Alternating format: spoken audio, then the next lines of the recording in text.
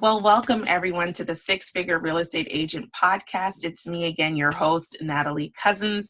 And listen, I am honored today to be speaking with someone who is very local to me here in Toronto, Michelle Morgan of Keller Williams. And so welcome, Hi. Michelle. And Thank you. thank you so much for your time. This has been a long-awaited It, get together for the two of us. And so I am happy it has. finally have been able to. And so, the Six Figure Real Estate Agent Podcast, I really started this to be able to keep agents motivated. Being here in Toronto and hearing that there's only 1% of active agents and hearing the complaints of why they cannot survive, I'm always saying to myself, I know so many successful real estate agents who don't complain about this. And so I want for us to be able to learn from you, what keeps you motivated and what keeps you in the industry. But before I do that, let's talk about Michelle prior to real estate and what you did. Sure. I was totally in a different industry, had nothing to do with real estate at all. I'll take it back a little. My parents were what we would call in the industry FSBOs. So they bought and sold their own homes. They did not believe in real estate agents. And I was that kid around the corner or around the table with the feet dangling, watching the deals happen. So they were also investors. So we did have tenants. And my dad always said, get into real estate. I didn't want to. And so I said, no, Dad, I'm not getting into real estate. I'm getting into fashion. So before real estate, I was in the fashion industry. I worked with a lot of the modeling agencies in town and got the opportunity to work with kind of what we would call the new faces and the new division departments, getting the girls and guys ready for their auditions and prepping them for what the casting agents needed them to do. So I was a booking agent, and I loved it. As time went on, I kind of felt like I'd almost reached a ceiling that I loved it. However, it wasn't bringing in the funds the way I wanted it to. I am a mom, twin daughters, and kind of started to think, is there something else I should be exploring?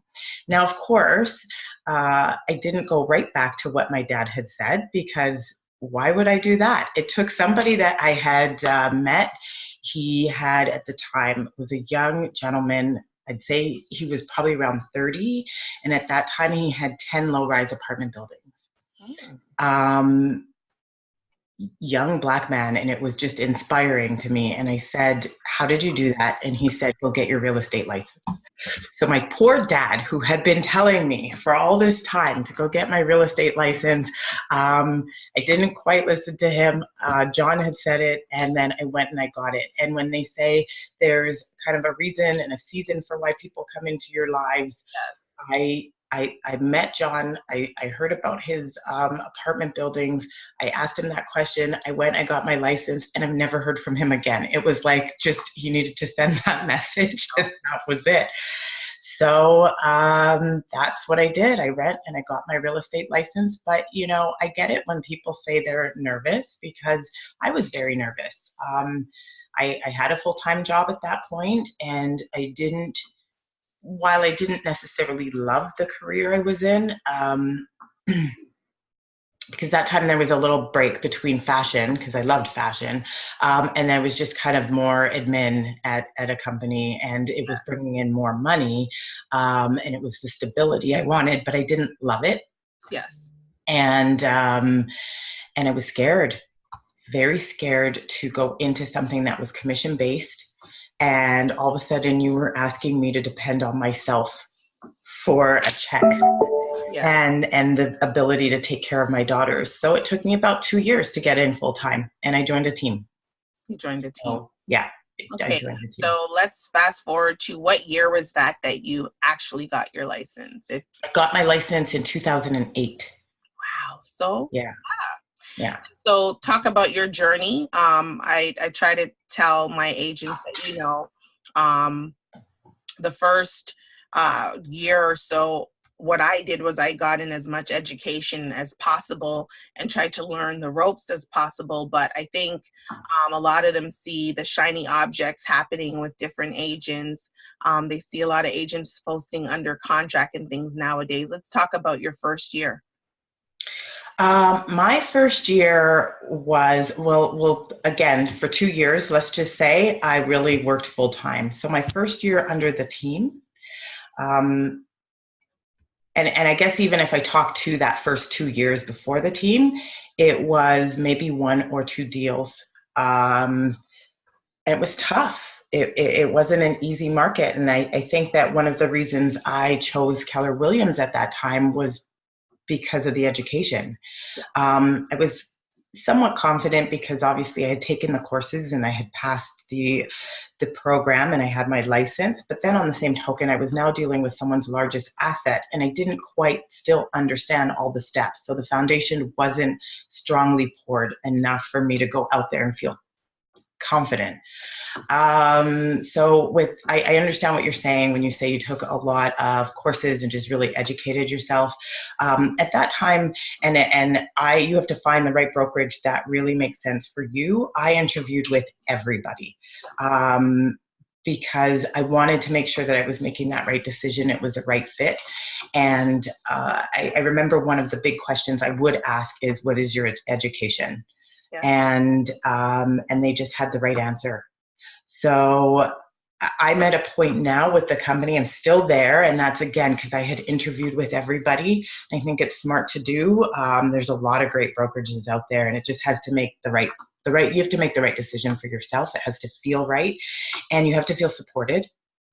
And I felt all of those things at Keller Williams for myself, and to a point where I almost felt educated out. Like I can't even possibly learn anymore. You guys are just constantly feeding me with all these new topics, right?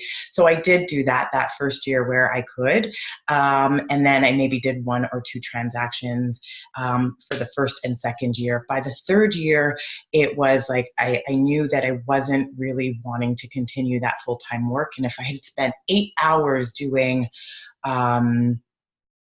if I spent 8 hours doing what I was supposed to do in real estate, then how much more money could I make and fund my family and my future and just really make a difference out there. So that was then the decision to join a team.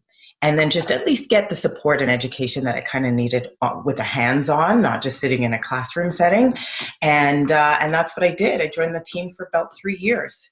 And it was fantastic. I mean, he literally taught me how to put on a lockbox to how to go through the whole transaction.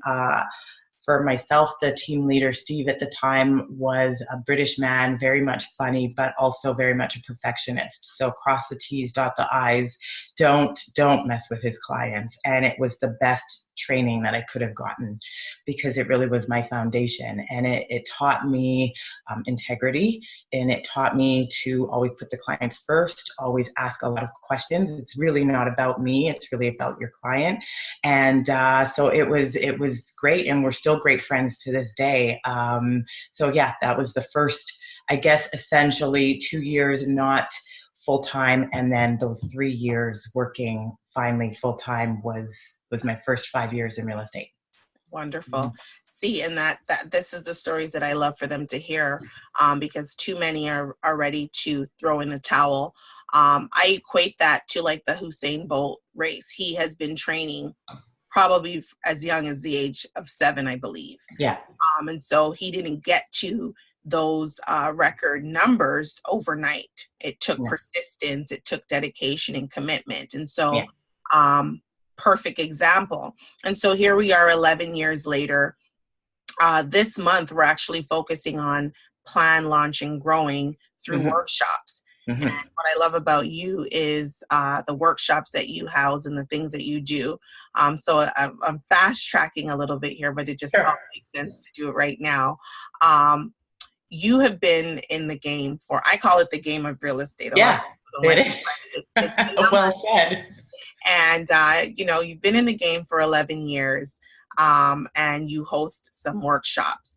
let's talk about the power of your workshops and the message and why you do it. And let's talk about a workshop that you have coming up. Sure.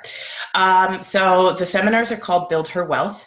They are about investing in real estate, whether that be your first property or your 10th property, what that looks like for a woman's perspective. And I always get the question, well, why don't you want men to invest in real estate? Of course, I want men to invest in real estate. Men are welcome actually to our events. It's just that we definitely find women don't understand the process as much. And so it's just a great way to have a woman feel included. Really and truly, the whole journey started because I knew, again, like I said, my parents were investors. I knew the power of what that could do for extra income. And I wanted to get started in it because I didn't have at that point an investment property. And it was just a journey for me thinking like, I want to build my wealth. Who wants to come along with me? So that was really what it was about. And the first one was in my living room. I called a few friends and I called some past clients that I knew had some equity in their homes, had maybe been in their homes 5 years plus. And that was in 2015, and said, hey, I'm going to have a little bit of a seminar and just an education for us at my home. You're more than welcome to come. And the running joke is that I said, and I will have wine there. So people were like, oh, well, if there's wine there, I'm coming. So I always laugh and say, maybe it was the wine, I'm not sure, but ended up having 30 couples come to my home. I had my mortgage broker there. I had a gentleman by the name of Aaron Charles, who is an avid investor in Toronto, and he's quite young, Canadian Trinidadian, and he has, I'm not even up to date, but I know back then he was just under 30 and had already 52 doors under his belt. And then I had a developer. So we all just came over and chatted and talked about what it would look like to have not just one home, but 2 homes. What if you just doubled that and had 2 homes growing in Toronto? What would that do for you? And how could that possibly change your life? And whether it's, different education for your kids, or helping your parents, or more travel time, or a cottage, or whatever that means for you. What could it do for your life? And by the end of that one, I had people saying, well, when's the next one? And I thought, oh, I wasn't quite ready for that. I don't know. And so all of a sudden I found that I had to start growing these seminars. So we call them Wealth and Wine Night. So that was 2015. By 2016, I was doing them quarterly at the brokerage. 2017, we were doing them monthly. In 2018, I had the pleasure of opening up a Build Her Wealth Ottawa, and they are running their events, and just recently signed for Build Her Wealth Vancouver. So she's going to do her first launch coming up in April. So yeah, it's very, very exciting, but it's nice because you're definitely seeing a group of people that just need to be supported and understand how the process works. We get a lot of first-time home buyers, especially with our market and interest rate changes and the shift in the market, and people just have questions. Women are known to be the #1 consumer for shopping in a household, but we'll only purchase what we understand. Yeah. And so we just need to understand what's happening and how the process works. So that's the goal. Mm-hmm. I can't wait for us to do one of these in Atlanta. Definitely. We are doing it. Yes. Yeah. So your next one's coming up in May. We'll get some more details as soon as we have them. I'll be able to share that with my sphere of influence as well. Now, thank you. I love that, the fact that, some of us think we got to be so prepared for something to happen without just getting in and doing it. Yeah. And so I love from that story that you were like, okay, I'm going to open up my home. Okay. Yeah. So now I'm going to open my home, and now I'm going to find 2 people who I know who already have equity in their home, or possibly have equity in their home. And then I'm going to joint venture with these people. So I hope that the agents listening will hear from that story that, if you build it, they will come. It doesn't have to be perfected. It doesn't have to be, a luxury Ritz-Carlton ballroom or anything like that. Just No. open up your doors and grow with the Yeah. process. It's very authentic. Yeah. Yeah. So I love that. And Thank you. so with all of what you've been doing in the industry and over the last 11 years, I have pressed the reset button in my career many times with morning routines, all this other stuff. And so you're a mother of twins. My mom's a twin, and my dad, and my dad has twins on his side. Unfortunately, Oh, wow. got twins. So this is going to lead up to my next question. How do you start your day? My day is usually started first and foremost with, I do 10 gratitudes. I got into that habit probably, maybe about 3 years ago, probably around the same time, where it was a course I had taken, but I loved the idea of not just saying them out loud, but writing them down, and then just why. So, I'm grateful for the sun today because it's making me happy. And so and it could be the smallest thing. I'm just grateful for the warm water because it's cold today and I need to take a hot shower. Anything, but it just starts the day off with that positive step, because we all have the days when you're not feeling as positive, and you really have to find those anchors that are really gravitating. And of course, family and all the big things is always a big reminder as to what your why is. So I'll do my gratitudes, and now I'm not going to say that I exercise every day, but I do aim to do my exercises every single day. And it's really the Nike app. I pull out my app and I have my kind of routine. And so in the perfect day, it is the gratitudes and just kind of affirmations and just a meditation, or I will go into my, my Psalms or whatever, and I'll just kind of really focus on what's important and just start to figure out what direction I want my day to go in. And I realized, interestingly enough, when I don't do it, my day kind of does its own thing. But when I do it, it's like there's a direction and a purpose there. And so I aim to do that every morning, and then exercises, and then it's off to the runnings, because it's like driving kids to one place or another, or the train, or they've got school and work. And the girls are a bit older now, but it goes from there. And I find that the more you can do for the important things in your business, the earlier, the better, because you can actually say, the 80% that I needed done is done. For example, when I talk about joining that real estate team, one of the foundations was we door knocked every morning, 9:30 to 11:30 every morning. It didn't matter if it was raining, if it was snowing, you're there 9:30 to 11:30 every morning. So when you talk about people just seeing the accolades and seeing, the excitement on the one end, yes. However, you weren't there on that street when we were door knocking in the winter. And so it isn't an easy game, as we call it. But yeah, you definitely have to keep it going and have a routine. And remember that your number one thing really is talking to people about real estate. Yes. Every chance you get. Every chance you get. So I knew by 11:30, if there was nothing more I did in real estate, I'd spoken to the 20 people I needed to every day, which was our goal. And so keeping that going is what I do. Okay. And so I love that, because at the end of the day, I did have a client the other day who could not cold call.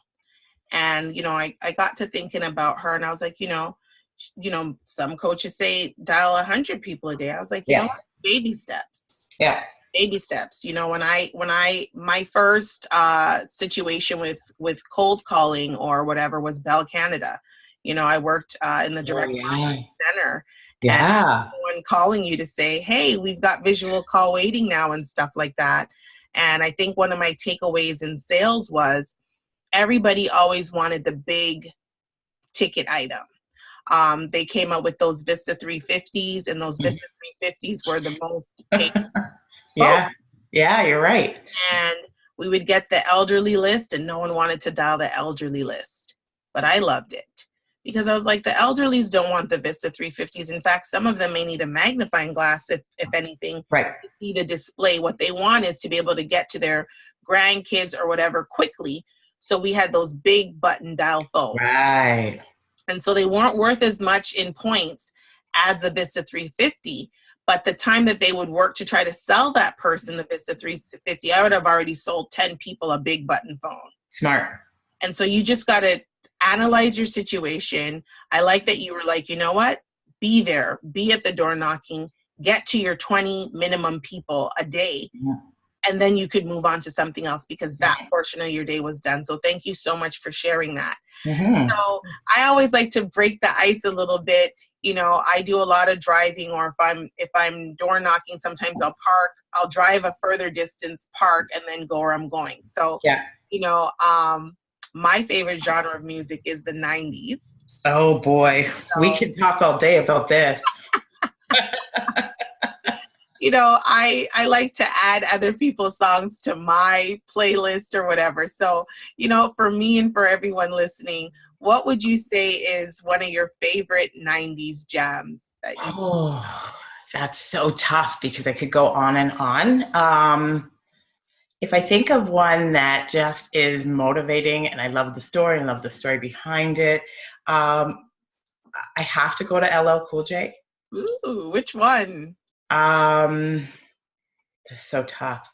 Well, I'm going to say Mama Said Knock You Out because that's like my boxing song. That's the Let's Go Get It. Yeah. So I'm going to go with that one. Oh my gosh. So I'm writing that one down. Yeah. I love his whole, but mine's was so I use that for kickboxing. But if I'm like driving and I'm like in a headspace, I Need Love. Oh, I love that song. That's like, I just like the instrument on that one. Yeah, so yeah. We're in alignment there as well. That's funny. My partner and I, we totally have battles. And we do 90s battles all the time and try to win. You know, of course I win all the time, but but I love that you asked that question. That's fun. Yeah, I love it. And you know what? My father's a disc jockey. He's a welder by trade, but he's a disc jockey. I grew up with him playing out, or just if you call here on Saturdays, we go all the way back to whatever. Yeah. From the Caribbean. So if I was to ask him a 90s jam, I'm sure it would be something in the reggae genre. Yeah.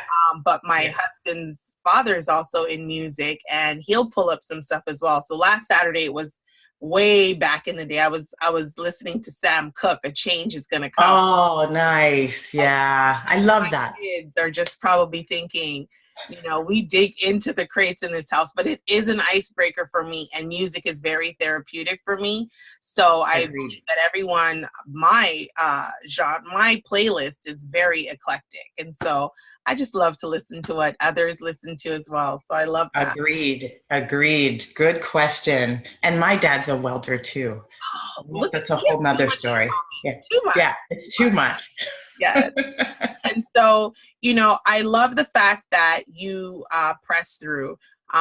You've managed to stay in the game a decade and pressing through forward. And so this is great motivation for others. And so, you know, the agents that we are working with, a lot of them are about ready to throw in the towel. Mm-hmm. Some of the things that I hear from them is, you know, I don't have a supportive broker, all of these things, but you've expressed none of that today. It sounds to me like you went in, you formulated to join a team, you followed the advice of some great superior people within the brokerage firm, and stood true to what they've told you to do. You found what works, and you've been able to stick to what works for you and press through on your business. Yes, that being said, I will humanize this a little bit. It's not easy. Yep. And I've definitely had moments along the journey where I've thought, is this really where I should be? Should I keep my license? Should I keep staying in real estate? And there's that thing that just keeps pressing you to continue on. And and knowing that anything worth fighting for really is never going to be easy anyway. And it's always refreshing when you're on the other side of that challenge, because life always brings challenges. And through this whole real estate journey, I mean, life has happened. And you have to balance that. We all know that, great, let's say you did a deal today or a transaction happened today. Congratulations. You'll be paid in May. Yes. Great. Now you've got to figure out how to balance your finances. So yeah, there's definitely a rhythm that you kind of need to get to, but it comes with consistency. If you're inconsistent, you have to be realistic with the fact that the reason things haven't maybe been so smooth is because maybe you were inconsistent. And believe me, once I was no longer on that team, and I found myself alone and without that support, that wasn't easy either. And being on the team was fantastic. Again, like I said, we're still great colleagues. We chat all the time. However, and I guess a bit of a good story for them, like the person that was my team leader found love. She was a realtor. They ended up connecting and building their own team, which at that time didn't need a third person. And so, again, very happy for them. However, there's that moment of, oh my gosh, now there's a change that I wasn't ready for. Yeah. You want me to do this on my own? Are you crazy? Now what?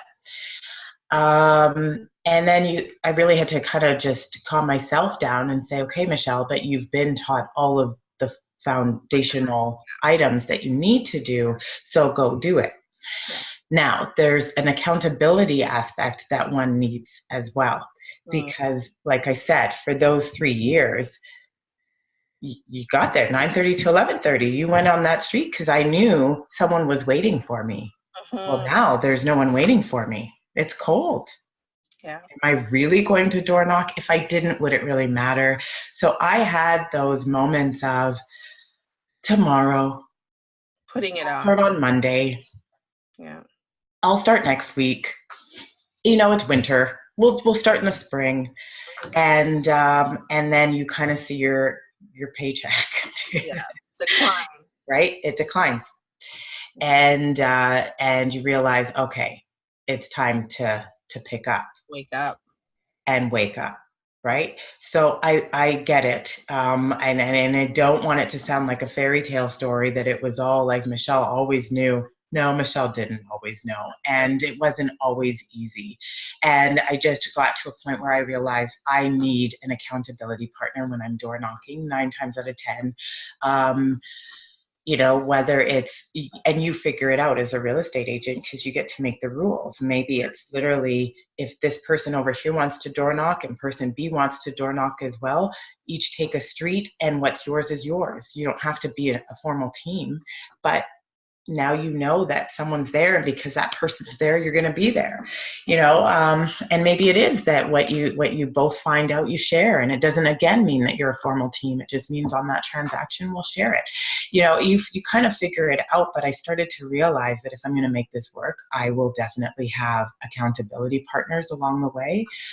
Sometimes I just get new agents that just want to learn how to door knock to shadow me, but now I've got that accountability I need. So be very realistic about what you need and don't beat yourself up about it, I'd say, because I definitely did that. Like I would beat myself up and kind of say, oh, Michelle, you're silly for not going. But it was just that I needed an accountability partner. And once I got that, I was good to go. Wonderful. And that's what I wanted to hear.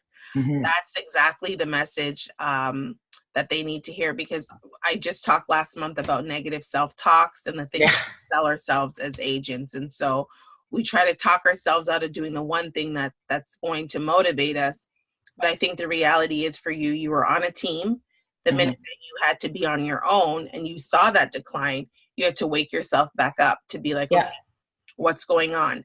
And as you talk about accountability partners, just off topic here, sometimes you'll want an accountability partner, but their mindset may not be ready yet. So you're going to have to find another way to hold yourself accountable. And that was me.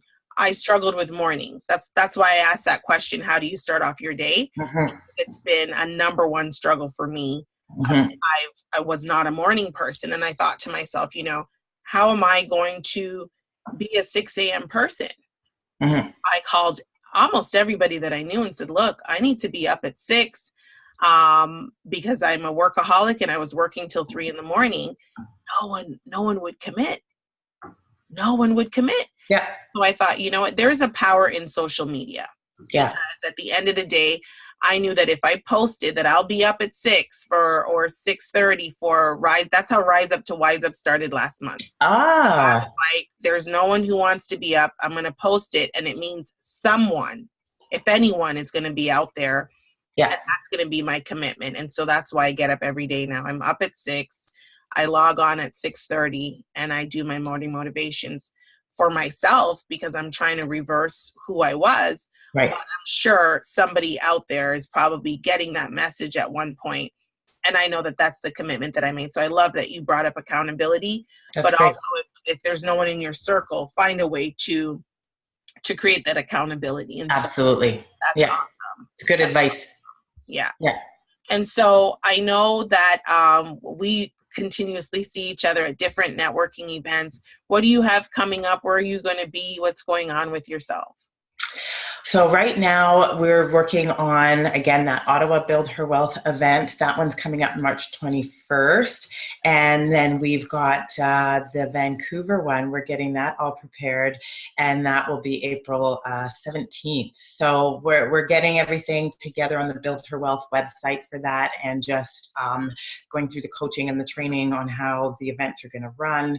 And that's really been the exciting phase of it. Toronto, we're going to do in May. Dates to be are coming soon, so we'll keep you posted on that. But yeah, it's just really working on those dates and the regular hustle and bustle of everyday real estate. Wonderful. And so tell us, what social media platforms are you on? How can we get in touch with you? Sure. So it's Michelle Morgan Moves. You can get me that way on Facebook, on LinkedIn, on Twitter, and Instagram. And we also have the Build Her Wealth Facebook page and the Build Her Wealth website, which is buildherwealth.com. So all information for Build Her Wealth is on the website. Wonderful. Yeah. And so just before we close off, is there any last words of motivation that you can leave for the one agent who might be listening to this, who has just deemed that this is not working for them and they want to throw in the towel? I think it's just to remember that honestly, real estate can feel very lonely, and but ironically, you're not alone. So it's a matter of reaching out to your different networks, social media, finding a mastermind group, finding something or someone, a mentor that is willing to just get you through the hump, because the other side of the hump is so worth it. It's so worth it. So, really just don't give up. Find what it is you need. Really sit down and assess, what is it I need, and go get it. Love it. I want to thank you so much for carving out time out of your day. This was an awesome and amazing conversation, and I want to thank you for that. Thank you for having me, Natalie. It's been a long time coming. I appreciate it. Yes, ma'am. Well, guys, thanks again for joining us on another episode of The Six Figure Real Estate Agent. Make sure that you tune into my website, www.nataliecousins.com, for more details on workshops, podcasts, and great interviewers like this. And, if you found this valuable, we'd appreciate your ratings on iTunes and Podbean and on Google Play as well. And simply tell a friend about it. This is the Six Figure Real Estate Agent Podcast. I am your host, Natalie Cousins, and we will see you again. Bye for now.